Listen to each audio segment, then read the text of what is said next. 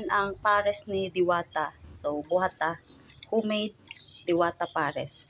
So, kani siya mao ni siya ang para sa chicharon. Up next, atong buhaton. So, ang atong para chicharon bulaklak, nagkuha na siya, humok na siya. Ako na siya.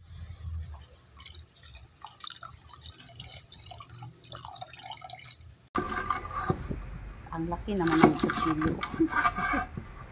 Hindi ko naliitan talaga. O, diba? Pa.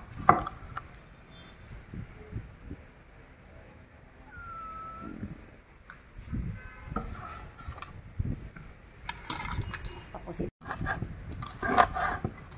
No. Diwata. Diwata pares version ni Cusinera Mom. Na-trending si. Ayan. So, hindi ako gumagamit ng cornstarch. So, ito, pata. Para maging malapot. Lagyan natin siya ng chicharong bulaklak. Diba? Ala Diwata nga. Ala Diwata.